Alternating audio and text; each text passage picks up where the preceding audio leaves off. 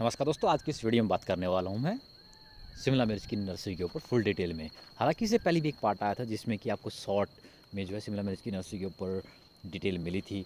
और वो जो आप कर रहा था वो बस बरसात के मौसम की जो है शिमला मिर्च की नर्सरी किस तरीके से तैयार करनी थी उसके ऊपर थी। और ये वाली आपका चलता है गर्मियों में, यानी कि गर्मियों के सीज़न में हम इसकी प्लांटेशन करेंगे। और अभी जो बेड प्रिपरेशन हो रही है, सीड हम डाल रहे हैं बेड पे, वो हमारा अभी फरवरी महीने में चल रही है। लगभग जो है अभी सर्दी का मौसम है, थोड़ा बहुत अभी टेम्परेचर पूरी तरह से जो है गर्म नहीं हुआ है, पूरी तरह से उठा नहीं है अभी तक मौसम।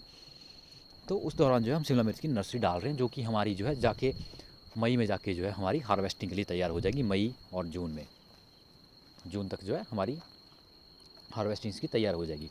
जो कि नर्सरी अभी डेट की बात करूँ तो लगभग जो है 25 से फरवरी के आसपास का जो है वक्त चल रहा है अभी।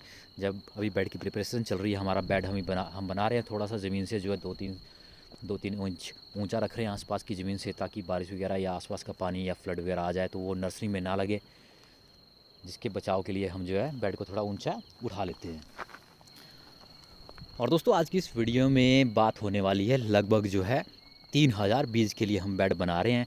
और वैरायटी की बात करूं तो ये वाली वैरायटी हमारी सिजेंटा की जो है प्लादिन है।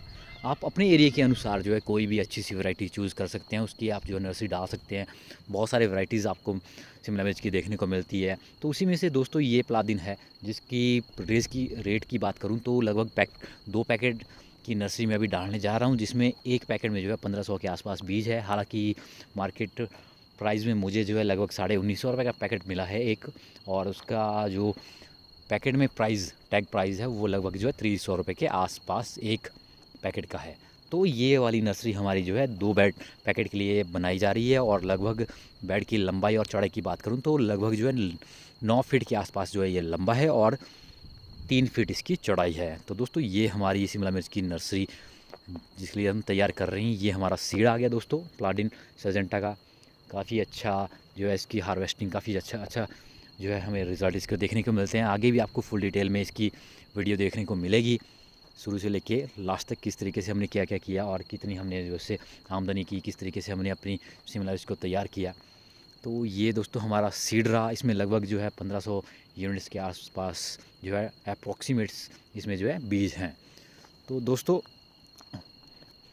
जो बेड हमारा रहता है वो बिल्कुल प्लेन रहता है, बिल्कुल प्लेन हमें चारों तरफ से बनाना है। उसमें बीच में कहीं भी पानी खड़ा होने की गुंजाइश नहीं रखनी है। जहाँ भी आपका पानी खड़ा होगा वहाँ पे जो है बीज या जो आपके पौधे छोटे छोटे से अंकुरित होंगे वो गलने का खतरा रहता है। उसके बाद आप इसको जो है लाइनों में भी जो है बीज को डाल सकते हैं। हालांकि उसमें थोड़ा वक्त लगता है, तो मैं शॉर्ट में काम करता हूँ थोड़ा, तो उसको बिखेर देता हूँ अच्छे से। और दोस्तों, बिखेरती वक्त ये ध्यान ज़रूर रखें कि जो आपका बीज रहता है वो थोड़ा दूरी पर रहे। इसीलिए दोस्तों हमने 9x3 का बेड बनाया है। लगभग बात करूँ तो इसके 27 स्क्वायर फीट का हमारा बेड है। तो इसमें काफ़ी दूर दूर हमारे बीज आएंगे, जिन्हें अच्छा विकास के लिए जो है काफ़ी स्पेस मिलेगा, काफ़ी उनमें हवा और धूप की किरणें अच्छे से उनको जो है मिल जाएगी। तो पैकेट के अंदर भी इस तरीके से सिजेंटा दिया गया है। लगभग मुझे लगता है कि ओरिजिनल ही है, डुप्लीकेट नहीं मिला है माल। और उसके बाद दोस्तों जो भी बीज हम बिखेर देते हैं, अगर आपको लगता है कहीं एक दूसरे के साथ कोई अटैच है, 2 या 3 बीज एक साथ इकट्ठा हो चुके हैं, तो उन्हें आप जो है दूर कर सकते हैं किसी भी डंडी से लेके, या फिर कोई कुछ भी जो है पीस लेके, जिससे आप या हाथों से भी उसको दूर कर सकते हो थोड़ा। उसको एक दूसरे से दूर कर देना आपने सारे के सारे बेड में। और दोस्तों ध्यान ये रखें कि बेड में आपका ज़्यादा से ज़्यादा जो है खरपतवार ना हो। आपने बेड जो है 2-3 दिन पहले बनाया हो, उसमें आप ये भी कोशिश करें कि उसमें 2-3 दिन पहले ही उसमें फंगीसाइड या इंसेक्टिसाइड उसको मिला दें, ताकि उसमें बाद में जो है आपका ब्लाइट या फिर कीट ना रहें। और दोस्तों उसके बाद बात आ जाती है, जब हम नर्सरी जब बना रहे होते हैं उसमें जब बीज डाल देते हैं, तो उसके ऊपर से जो ये M45 में भी डाल रहा हूँ, इसकी जगह आप जो है बायोस्टीन या M45 कोई भी, या साफ़, या और भी बहुत सारे प्रोडक्ट्स आते हैं आपके फंगीसाइड्स में, उनको थोड़ा सा छिड़काव करके स्प्रे करके भी आप इसमें डाल सकते हो, या पाउडर फॉर्म में डायरेक्ट आप इसको डाल सकते हैं। बेड में आप मिला सकते हो। पूरे बेड में आपने अच्छे तरीके से इसको मिला लेना है, जिससे कि आपका फंगस लगने के चांसेस बहुत कम रहते हैं। क्योंकि आपकी नर्सरी में जो है स्टार्टिंग से लेके लास्ट तक पानी जो है प्रॉपर तरीके से चलता है, तो उससे फंगस के लगने के चांसेस बहुत ज़्यादा रहते हैं। और दूसरा है दोस्तों, रस्टोल आ जाता है।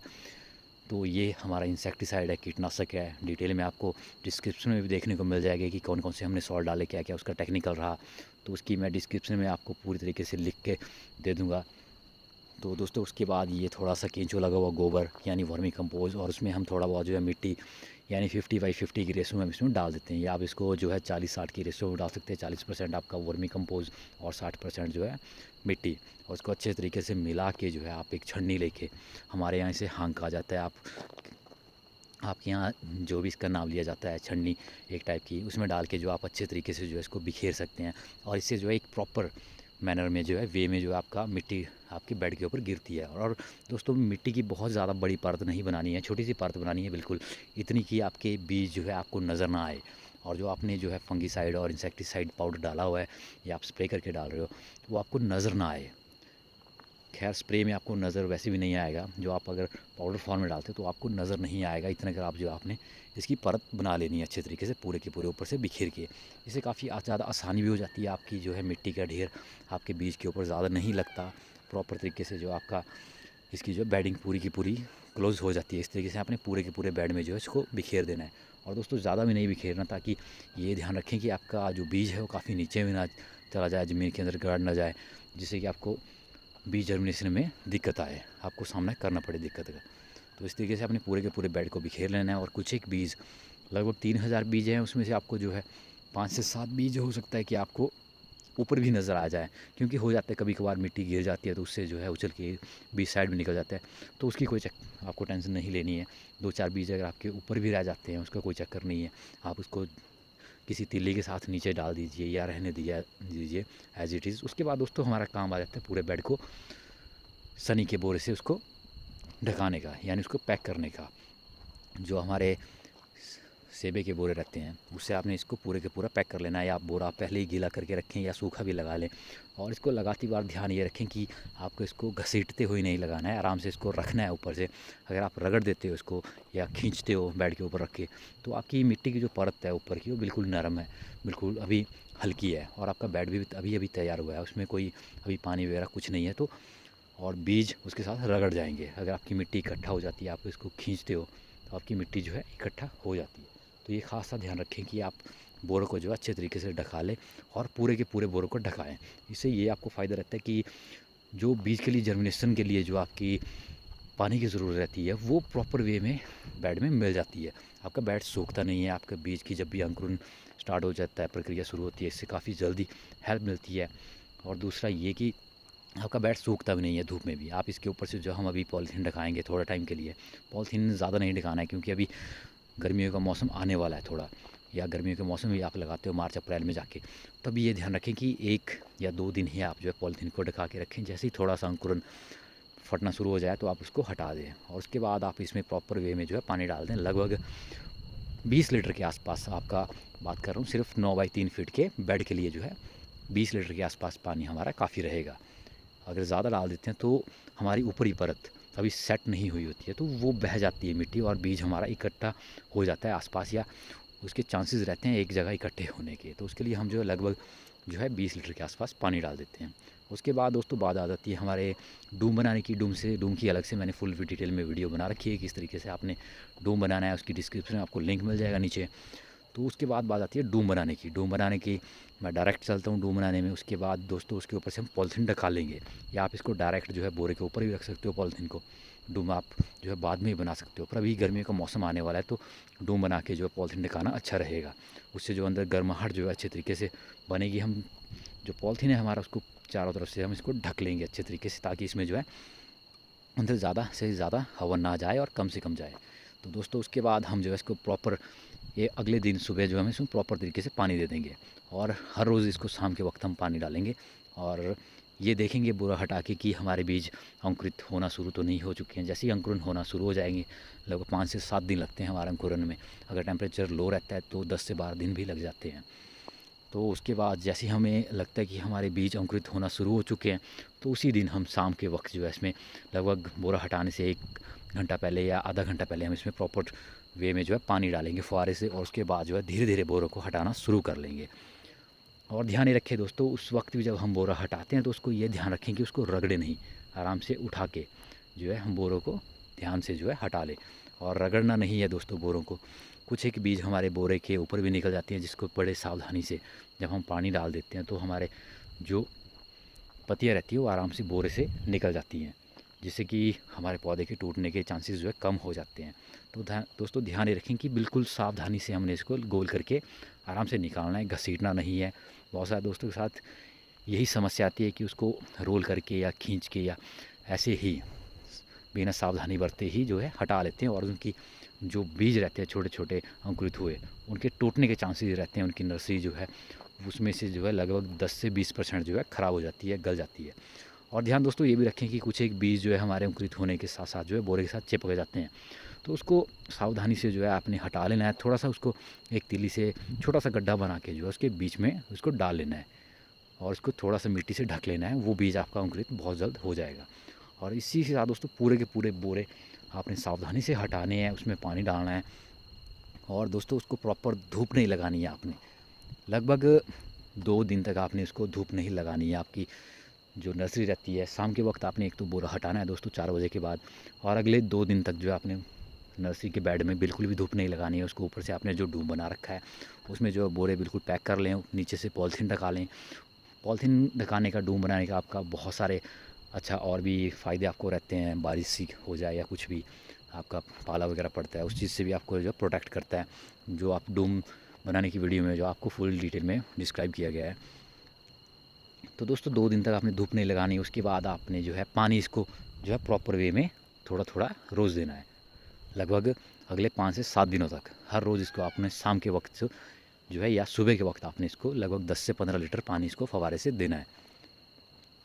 और जैसे ही आपका जो है 2 दिन बीत जाते हैं दोस्तों, उसके बाद आपने जो है अगले 5 दिनों तक जो है हर रोज़ 1 से 2 घंटे जो है इसमें धूप लगानी है, और इसको ढक देना है बिल्कुल बोरों से, ताकि क्योंकि कुछ एक बीज जो है हमारे अंकुरित होते रहते हैं, दूसरे तीसरे पाँचवें, लगभग अगले 5 दिनों तक जो है हमारे कुछ एक बीज अंकुरित होते रहते हैं। अगर डायरेक्ट धूप की किरणें उसके पड़ती है तो उसके सूखने के चांसेस बहुत ज़्यादा हो जाते हैं।